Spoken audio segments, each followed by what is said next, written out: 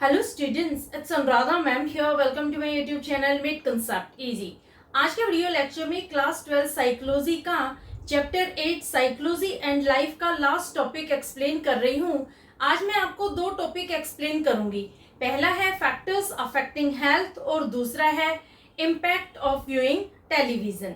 तो दोनों ही topic important है, इसलिए पूरा वीडियो लेक्चर स्टार्टिंग से एंड तक फुल कंसंट्रेशन के साथ देखना ताकि दोनों ही टॉपिक आपके क्लियर हो जाए।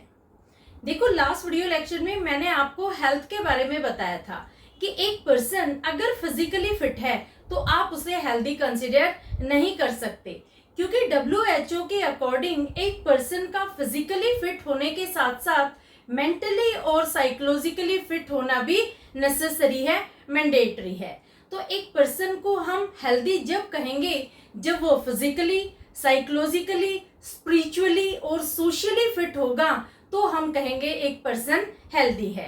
इसके साथ साथ देखो, मैंने एक चीज और आपको क्लियर की थी लास्ट वीडियो लेक्चर में कि WHO के रिपोर्ट के अकॉर्डिंग जो लोग डेवलपिंग कंट्रीज जैसे एशिया, अफ्रीका, लैटिन अमेरिका में रहते हैं, उनकी डेथ का मेन कॉज होता है कम्युनिकेबल डिजीज, रेस्पिरेटरी इन्फेक्शंस, जबकि जो लोग डेवलप्ड कंट्रीज में रहते हैं उनकी डेथ का कॉज होता है कैंसर और हार्ट डिजीज। तो ये सब मैं आपको ऑलरेडी डिस्कस कर चुकी हूँ। आज मैं आपको बता रही हूँ कि हेल्थ को कौन कौन से फैक्टर्स इन्फ्लुएंस करते हैं। देखो, 3 फैक्टर है। पहला है कॉग्निशन, दूसरा है बिहेवियर और तीसरा है सोशल और कल्चरल फैक्टर्स। तीनों ही जो फैक्टर्स है वो मैं आपको वन बाय वन डिटेल में एक्सप्लेन करूंगी। पहले हम लेते हैं cognition. Cognition refers to level of awareness in people. In villages, people lack knowledge about causes and remedies regarding diseases. They believe in superstition. Even in cities, people have awareness about diseases but do not go to doctor for regular checkup. देखो, cognition को हिंदी में हम कहते हैं अनुभूति, आभास। Cognition का मतलब होता है अंडरस्टैंडिंग, नॉलेज, अवेयरनेस। तो यहाँ हम बात कर रहे हैं अवेयरनेस अबाउट डिजीज। लोगों के अंदर कितनी अवेयरनेस है डिजीज के लिए। देखो, लेवल ऑफ अवेयरनेस वेरी करता है प्लेस के अकॉर्डिंग कि आप कहाँ रहते हैं। अगर आप विलेज में रहते हैं तो आपके अंदर कम अवेयरनेस होगी डिजीज के कॉज और रेमेडी के बारे में। देखो, जो लोग गांव में रहते हैं अगर उनको किसी तरह की कोई प्रॉब्लम हो जाती है तो उस प्रॉब्लम के कॉज को वो फाइंड आउट नहीं करते हैं, क्योंकि वो सुपरस्टिशियस होते हैं। वो लोग उस बीमारी को किसी ना किसी के साथ एट्रीब्यूट कर देते हैं। जैसे उन्हें कोल्ड हो गया तो वो क्या कहेंगे कि हमने दही खा लिया था, हमने ठंडा पानी पी लिया था तो हमें कोल्ड हो गया। अगर उन्हें कोई डिजीज हो जाती है जैसे स्मॉल पॉक्स है, लेप्रेसी है, तो इसे वो एट्रीब्यूट कर देते हैं गॉड्स अनोयंस के साथ। यानी वो कहते हैं कि भगवान हमसे नाराज हैं, हमारे कर्मों का फल दे रहे हैं, जो ये हमें बीमारी हुई है ये हमारे कर्मों की सजा है। तो इस तरह से वो लोग बहुत ज्यादा सुपरस्टिशियस होते हैं। वो डिजीज के कोज को फाइंड आउट करने की कोशिश नहीं करते, रेमेडियल मेजर्स नहीं लेते, बल्कि वो उसे एट्रीब्यूट कर देते हैं गॉड्स अनोयंस के साथ। तो समझ में आया? यही मैंने लिखा है, cognition refers to level of awareness in people, कि लोगों के अंदर डिजीज के बारे में कितनी अवेयरनेस है। In villages people lack knowledge about causes and remedies regarding diseases. They believe in superstition. लोग बहुत ज्यादा सुपरस्टिशियस होते हैं। वो किसी भी बीमारी के कारण को नहीं जानना चाहते, उसके रेमेडियल मेजर्स को नहीं पहचानते, वो सिर्फ सुपरस्टिशन के साथ उस बीमारी को रिलेट कर देते हैं। समझ में आया? तो लोगों के अंदर लैक ऑफ अवेयरनेस की वजह से वो अनहेल्दी होते हैं और उनकी तबीयत खराब होती है। दूसरा, people in cities have awareness about diseases but they do not go for regular checkup and they do not take precautions. देखो, जबकि जो लोग शहरों में रहते हैं, सिटीज में रहते हैं, उनके अंदर अवेयरनेस होती है, उन्हें नॉलेज होती है डिजीज के बारे में, लेकिन वो रेगुलर चेकअप के लिए नहीं जाते हैं डॉक्टर के पास। अगर उन्हें कोल्ड हो गया, नोजिया हो गया, तो वो क्या करेंगे, अपने आप ही मेडिसिन ले लेंगे। वो किसी तरह की कोई प्रिस्क्रिप्शन नहीं लेते हैं डॉक्टर की, ना ही कोई एडवाइस लेते हैं, अपने आप ही वो अपनी बीमारी को क्योर करने की कोशिश करते हैं। दूसरा, उनकी लाइफ इतनी हेक्टिक होती है कि वो किसी तरह के प्रिकॉशंस भी नहीं लेते हैं, तो इस वजह से भी वो बीमार हो जाते हैं। तो दोनों ही केसेस में लोग अनहेल्दी होते हैं। जो लोग विलेजेस में होते हैं उनके अंदर लैक ऑफ अवेयरनेस होती है डिजीज के बारे में, तब वो अनहेल्दी होते हैं। और जो लोग सिटीज में रहते हैं उनके अंदर अवेयरनेस तो होती है, लेकिन वो लोग ना ही प्रिकॉशंस लेते हैं और ना ही रेगुलर चेकअप के लिए डॉक्टर के पास विजिट करते हैं। तो समझ में आया पहला फैक्टर कॉग्निशन। अब लेते हैं दूसरा factor, that is behaviour. Health is greatly influenced by behavior like lack of exercise, poor diet, use of smoking, alcohol abuse, drugs use, etc. are associated with heart diseases and cancer. Behavior medicine, which eliminate stress, used to modify human behavior. देखो इसका मतलब क्या हुआ कि किस तरह से human का बिहेवियर हेल्थ को इन्फ्लुएंस करता है। जो लोग स्मोकिंग करते हैं, अल्कोहल कंजम्पशन करते हैं, ड्रग्स लेते हैं, ना ही वो प्रॉपर डाइट लेते हैं, उनकी डाइट में डेफिशिएंसी होती है न्यूट्रिशन की। इसके साथ साथ किसी तरह की वो रेगुलर एक्सरसाइज भी नहीं करते, ना ही वो मॉर्निंग वॉक के लिए जाते हैं। तो ऐसे लोगों को यूजुअली हार्ट से रिलेटेड प्रॉब्लम्स होती है, कैंसर होता है। तो ह्यूमन का बिहेवियर भी अनहेल्दी होने में एक बहुत बड़ा रोल प्ले करता है। देखो आजकल तो एक मेडिसिन भी इंट्रोड्यूस कर दी गई है जिसका नाम है बिहेवियर मेडिसिन, जो ह्यूमन के स्ट्रेस को एलिमिनेट करती है और उसके बिहेवियर को मॉडिफाई करती है। बिहेवियर को कैसे मॉडिफाई करेगी? उसके बिहेवियर को टोटली चेंज कर देती है, उसके रूटीन को चेंज करती है। जैसे वो डेली एक्सरसाइज करेगा, प्रॉपर डाइट लेगा, प्रॉपर न्यूट्रिशंस लेगा, उसे सब्सटेंस अब्यूज को भी छोड़ना होगा, किसी तरह की स्मोकिंग, अल्कोहल कंजम्पशन और ड्रग्स वगैरह वो नहीं लेगा। तो इस तरह की मेडिसिन भी इंट्रोड्यूस की गई है ताकि ह्यूमन के बिहेवियर को प्रॉपरली मॉडिफाई करके उसे हेल्दी बनाया जा सके। क्लियर? तीसरा पॉइंट आता है social and cultural factors. Social and cultural factors greatly influence health. Like in Indian culture, health of girl is not valued much. They do not get equal nutrition and medical attention.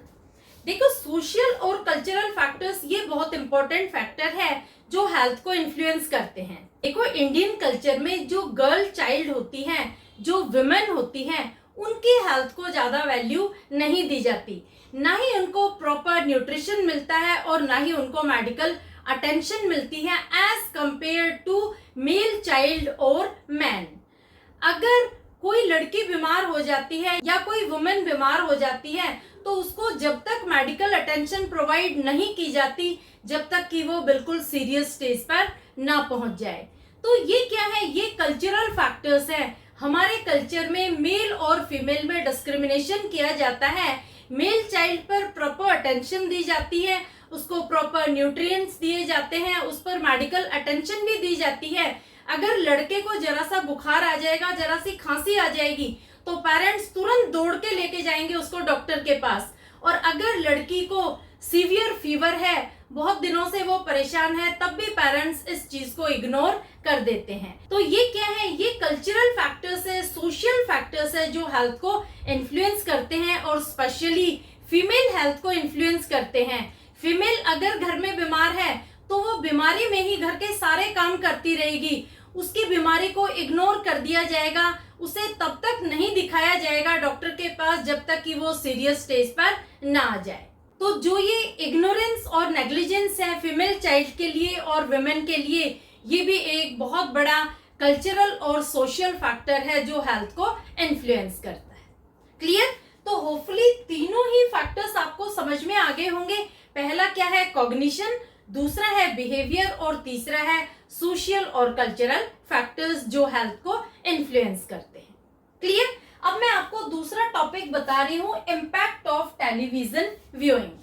देखो जब हम TV देखते हैं तो उसके दोनों तरह के इम्पैक्ट होते हैं, पॉजिटिव भी और नेगेटिव भी। ये डिपेंड करता है कि हम उसे कैसे कंसिडर कर रहे हैं।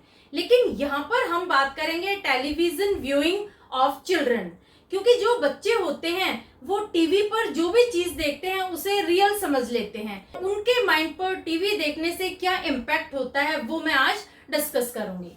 तो पहला पॉइंट आता है, it provides large amount of infotainment. देखो, इंफोटेनमेंट, इस वर्ड में दो चीजें इंक्लूडेड हैं।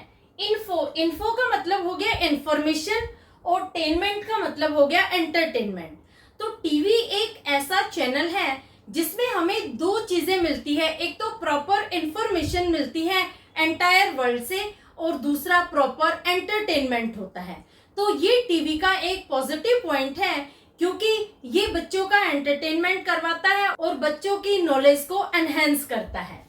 लेकिन देखो, children spend most of the time watching TV which reduces their reading, writing and outdoor playing activities। बच्चों का ज्यादातर टाइम टीवी देखने में ही खत्म हो जाता है, तो इस वजह से उनकी रीडिंग राइटिंग स्किल्स रिड्यूस हो जाती हैं। ना तो वो लिखकर प्रैक्टिस करते हैं, ना ही वो अपनी बुक्स प्रॉपरली रीड करते हैं। दूसरा, वो आउटडोर एक्टिविटीज में भी पैसिव हो जाते हैं, क्योंकि उनकी एक्टिवनेस कहाँ है, वो टीवी देखने में एक्टिव है, तो बाहर की जो आउटडोर एक्टिविटीज है उनके लिए वो नहीं जाते, तो वो ओबीस हो जाते हैं, वो बहुत ज्यादा पैसिव हो जाते हैं। तो ये नेगेटिव इम्पैक्ट है टीवी देखने का बच्चों पर। दूसरा पॉइंट आता है, TV watching reduces children's concentration and span of attention observing their rate of channel surfing. देखो, ज्यादा टाइम टीवी देखने से बच्चों का जो कंसंट्रेशन लेवल है वो रिड्यूस हो जाता है, उनके अंदर बहुत ज्यादा डिस्ट्रैक्शन आ जाता है। जैसे उनके स्पैन ऑफ अटेंशन जब आप ऑब्जर्व करेंगे तो आप देखते हैं कि किस तरह से वो चैनल सर्फिंग करते रहते हैं, बार बार वो चैनल चेंज करते रहते हैं, किसी एक चैनल पर वो फोकस्ड नहीं रहते। तो यहाँ पर बच्चों की स्पैन ऑफ अटेंशन डिक्रीज होती है, वो डिस्ट्रैक्टेड फील करते हैं, उनका कंसंट्रेशन लेवल डिक्रीज हो जाता है। तो इसका रिजल्ट क्या होता है कि जब उनका कंसंट्रेशन लेवल कम हो जाता है, उनकी अटेंशन वीक हो जाती है, तो उनकी मेमोरी भी वीक हो जाती है और वो कंसंट्रेट नहीं कर पाते, किसी चीज को वो प्रॉपर्ली अंडरस्टैंड नहीं कर पाते, रिकॉग्नाइज नहीं कर पाते और उनकी लर्निंग भी डिटीरियोरेट हो जाती है। और लास्ट पॉइंट आता है, watching violence on TV was linked to greater aggressiveness among children. They tend to imitate what they saw on TV। देखो, जो बच्चे टीवी पर ज्यादा वायलेंट वाली चीजें देखते हैं, एग्रेसिव चीजें देखते हैं, तो ये नोटिस किया जाता है कि उनके बिहेवियर में भी, उनकी पर्सनालिटी में भी वो एग्रेशन डेवलप हो जाता है, क्योंकि बच्चे उस चीज को इमिटेट करने की कोशिश करते हैं जो वो टीवी पर देखते हैं। जब हीरोइक एक्ट को, एग्रेसिव एक्ट को अप्रिशिएट किया जाता है, तो बच्चे भी उस एक्ट को इमिटेट करने की कोशिश करते हैं। वो सोचते हैं कि हम भी अगर हीरो की तरह से स्ट्रांग बन जाएं तो हम भी अपने काम दूसरों से इजीली करवा सकते हैं। तो बच्चों के अंदर एग्रेशन ज्यादा डेवलप होता है, बच्चे ज्यादा वायलेंट बन जाते हैं। क्लियर? तो ये तीनों नेगेटिव इम्पैक्ट हैं जो बच्चों पर पड़ते हैं ज्यादा टीवी देखने से। तो होपफुली आज के वीडियो लेक्चर में दोनों टॉपिक आपको अच्छे से समझ में आ गए होंगे। तो आज आपका चैप्टर 8 कंप्लीट हो जाता है। नेक्स्ट वीडियो लेक्चर में मैं लूंगी चैप्टर 9। Okay, thank you.